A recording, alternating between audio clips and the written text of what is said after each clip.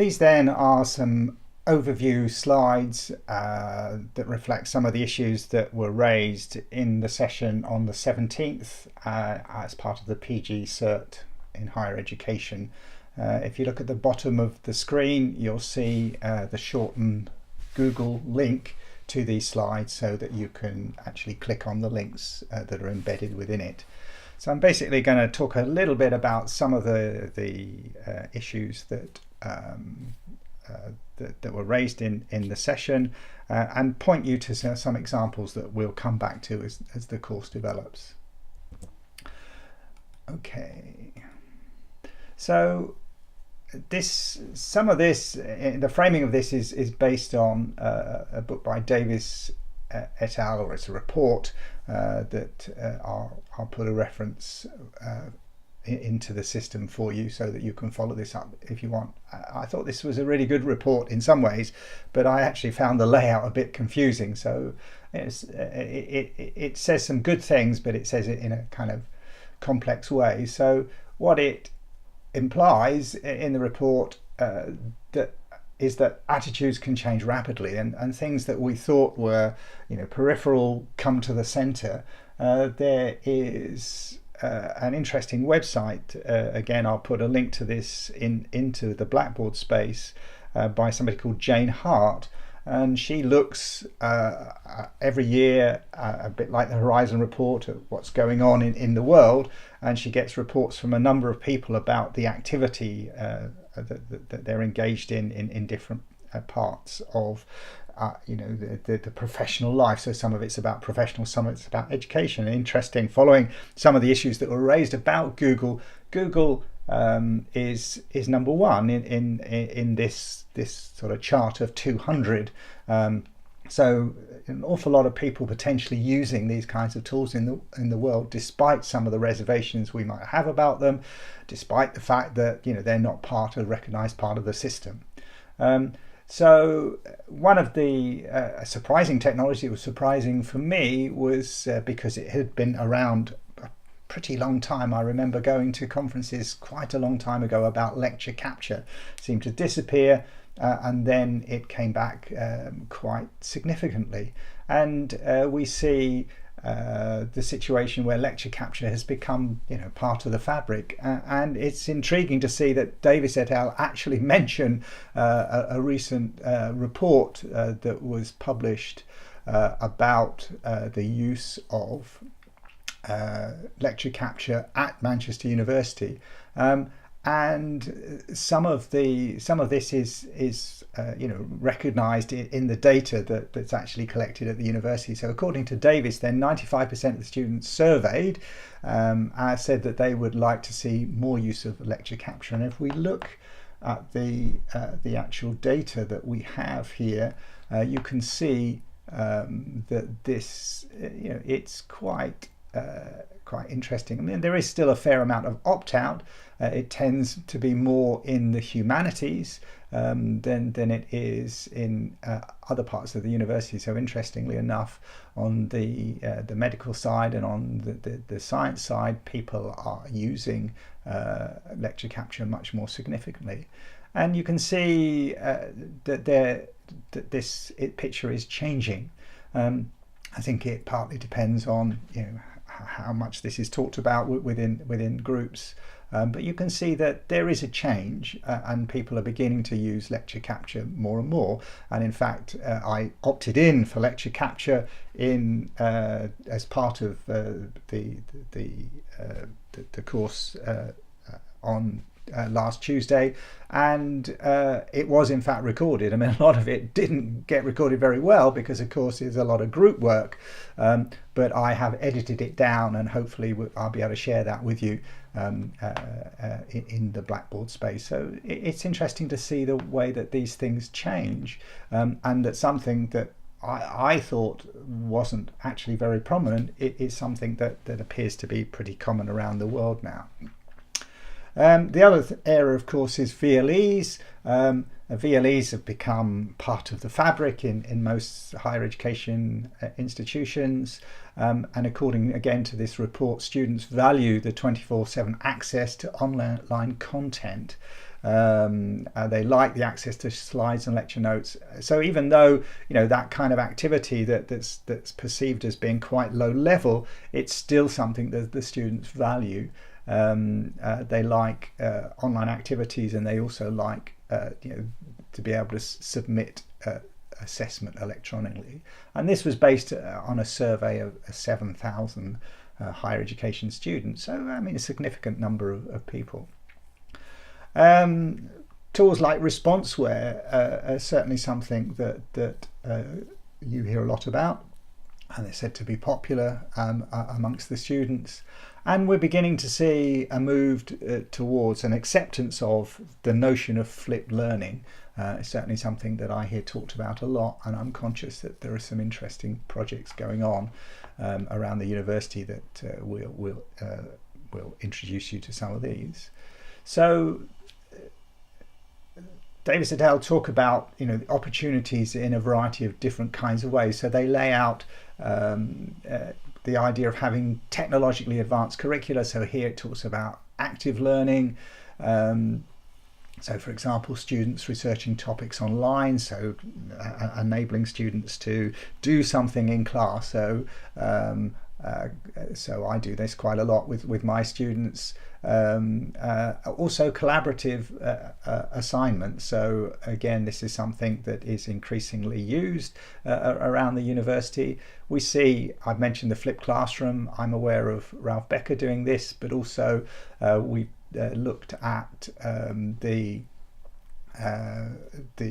different websites. Looked at both. There are two websites that we can find, one for FSE and one for the humanities. So they're linked at the bottom of this Opportunities 2 page. And on there are a number of examples of people using different activities. And the one, let's see if this works, links onto, so this one, for example, this is the FSE website, so Teaching Innovation Video Creation with Explain Everything, a Simple Equation. So this is an example of the way that that FSE are using it, and Ralph is using it quite significantly. We're going to get him to do a presentation about this in the final week. Or the final session, where final face-to-face session. So another area that is talked about in kind of getting people to actively learn is Drew Whitworth, again part of MIE, makes quite a lot of use of assessed discussions in his in the teaching that he does. And we see also the use of wikis. So we're trying wikis out on the Blackboard space here, but again there's another link there to the site, the FSE site, and I use quite a lot of wikis in my teaching. I try and, so this is an example of something that a wiki that I've used in the past with the students.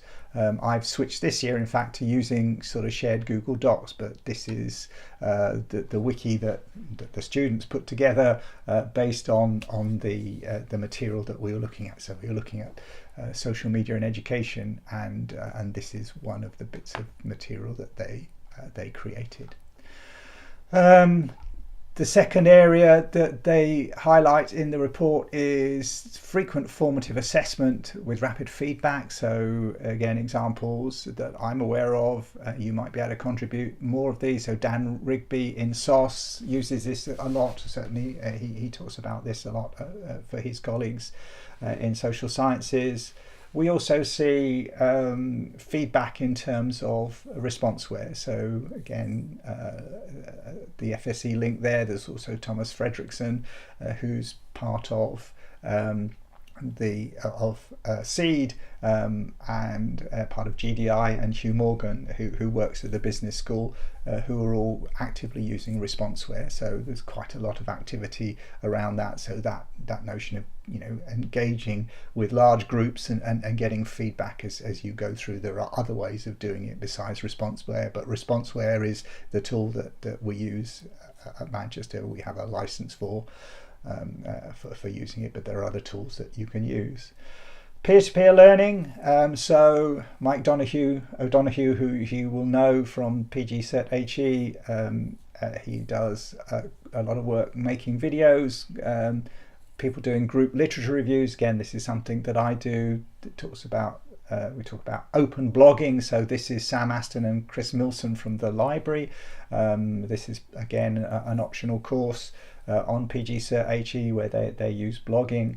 And then another example is using Twitter. So Paul Middletich uses Twitter for teaching politics, and again he's potentially going to be one person that we might get for the final session, talking about particular tools, but there's a link there to an example, and this is on the humanities web pages, so that one links through to, we have the Humanities Teaching and Learning Showcase that we have, and there are a series of links to different examples there that you might like to have a look at. There's a lot of this material that I sort of garner and utilize, and the reason why I use wikis, for example, was because of a session I went to on the showcase. I hadn't really thought about them in that kind of way, but that was why I started doing that. So that's the Humanities Showcase. We can also potentially monitor student progress, and this is partially possible through Blackboard, and you can see developments occurring here. There are possibilities for different kinds of dashboards that are available to bring those materials together, and I'll talk a bit more about that in a bit. And we can also observe students working collaboratively with wikis or shared documents. So, for example, my students are currently using Google Docs to create a small literature review in an area around digital technologies in education, and I'm part of that group, so I can see what they're doing, I can comment on it. Other people can be invited to that material to comment on it, so there's greater possibilities to kind of work in between classes if we see that as being something. And if you've got large groups, of course you can organise that so TAs can also be involved in that. So other opportunities that are talked about are making use of student data. I've mentioned this a bit, so the bringing together of information out of the UEQs with class attendance, with library attendance, with engagement with material, and bringing that sort of sense of analytics together so that we can do that. So those notions of big data that we hear talked about so much being brought into education certainly looks to be an area that is going to develop, and certainly something mentioned in the Horizon report. Another area that's talked about is getting students to help redesign courses, redesign activities and courses, make some suggestions perhaps on what tools we might use. So rather than making assumptions, so me making assumptions about, well, let's use a wiki this year, or let's use Google, let's ask the students what tools that they use actually in their academic life. So, for example, I'm conscious that a lot of my PhD students make active use of Mendeley, which is, for those who don't know, it is a tool product from Elsevier that enables you to store your access to different journals into a central source, and you can share it, so you can have groups of people working on that.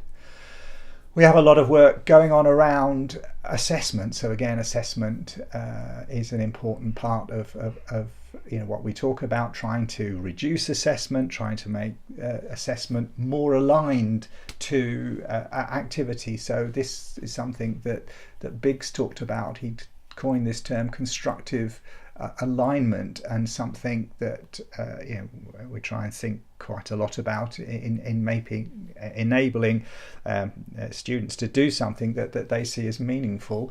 And you've got quite an interesting talk there. It's only the slides, but from Paul Gratrick on linking assessments to employability skills. We have another one from FSE about using iPads for marking lab reports. So there's quite a lot of activity, a lot of thought going into trying to get assessment kind of more engaging, more something that students might see as being realistic in terms of what they might end up doing in different terms of employment. But also one of the other areas that I know that Drew Whitworth is interested in is trying to use them in ways that prevent plagiarism. So it's if you're using quite traditional essays, then it's much easier for people to pull things down off the web and utilize them. Whereas if you're doing something that involves a novel presentation where they have to actually stand up in public, like the Pechacucha that Mike talks about in that report there, then you've got something that is much less easy to plagiarize. So another area that they talk about in terms of opportunity is actually redesign of the learning space. We talked briefly about this in the session on Tuesday, so moving towards fewer lecture spaces and more multi-purpose rooms. And that notion that we explored very briefly about why is it that we have classes that are automatically organized into rows around the rows in flat rooms. Why are they not sort of set up more for group work, when actually that tends to be what we do? So here then, as the links to these two areas, we couldn't find a page for the other faculties, but we think we'll track them down. There's also a new emerging site that Linda pointed me to, and this is a site that's trying to quickly create very simple, short, a bit like Pechacucha, introductions to different kinds of technological activities. So there's something here, different kinds of, writing assignments and using Kahoot and different things to do with Blackboard. So they're, as it says on the tin, as it were, these are 60-second skills, and it's trying to get people to sort of see what the range of possibilities are. So that's something again that you might want to explore if you're not familiar with it. It was certainly something new to me, and when Linda pointed it out. So that's just a summary of some of the issues, particularly, as I say, built around that Davis et al. Report, but also kind of looking forward to ideas that we have from the future. And what we want is for you to tell us also about your experiences and the sorts of things that you're doing. So I'm going to put this into the Blackboard space, or you will have seen this in the Blackboard space, and build an activity around it. So I will stop there, and you can follow this up at your leisure.